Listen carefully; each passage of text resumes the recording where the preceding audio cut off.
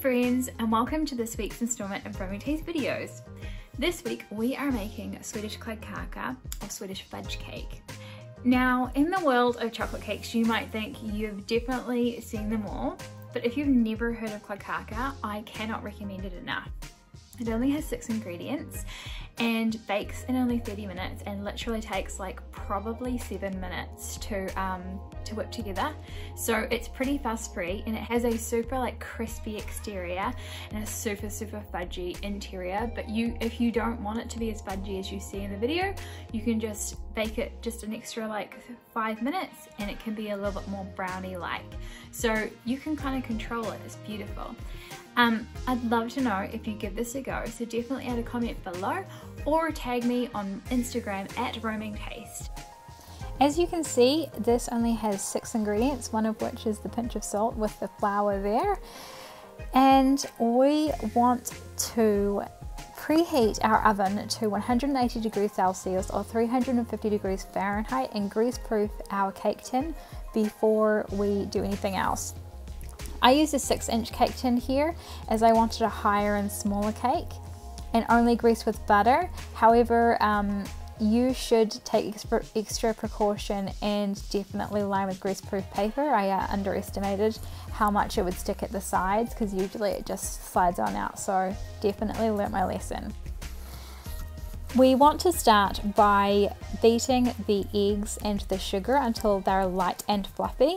Now, to be honest, usually I don't even use an electric beater to do this because it doesn't require much more natural exertion with just like by hand whisking.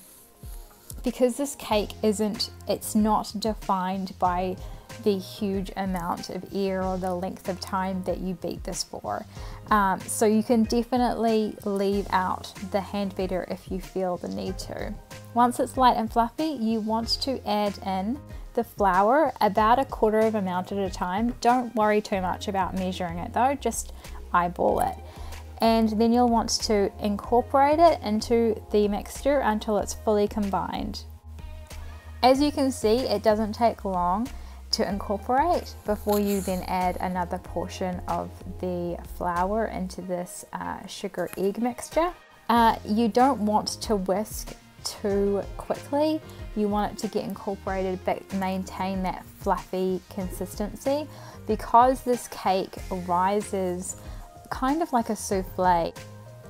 So you'll see the finished version of this cake and that it has sunk a little bit in the center, which is really quite common. I find usually though that the cake doesn't sink until I like remove it from the cake tin. I think it's because the cake tin holds it in place. So don't stress if it does just sink a little bit in the center after you've removed it from the cake tin or as you're removing it.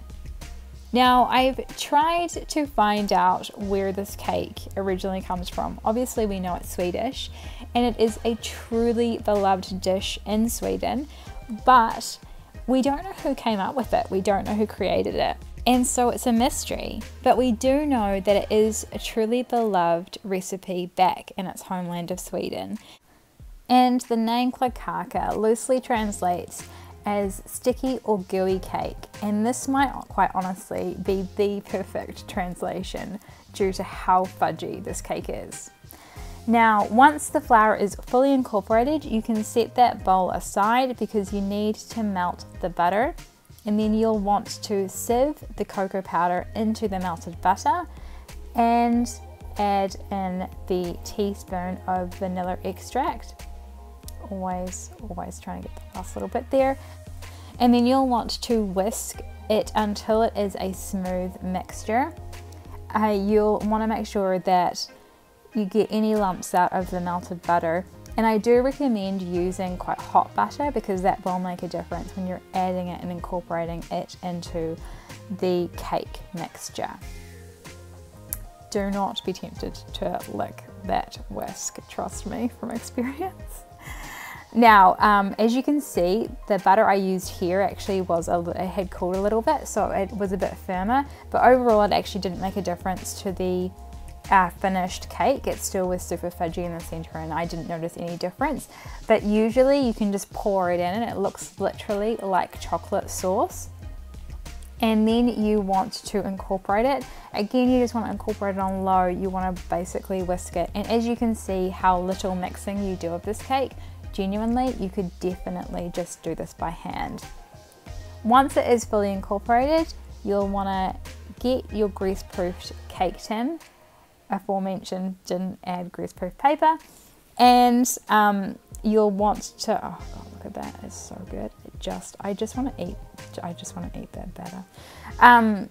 You'll want to put it into the cake tin, and you don't even have to stress too much about like making sure that all the air bubbles are gone, or you know, evening out the top, because it is almost like a souffle cake, so it does its thing whilst baking, so you can kind of just like not stress too much once it's in that grease-proofed cake tin. Yeah, we definitely want to get every last little bit out of that bowl. And I just shook it a little bit, probably just to show you how beautiful it looks. And it's ready to go in the oven and bake for 30 minutes or until a skewer comes out clean on the edges of the cake. Once it is ready, you can see it sunk a little bit. You'll want to slice that. You'll want to serve it with some whipped cream, probably is best, and you'll want to eat it. I can successfully say that I have fed 10 people with this small 6-inch cake, so you can definitely do that. Please enjoy.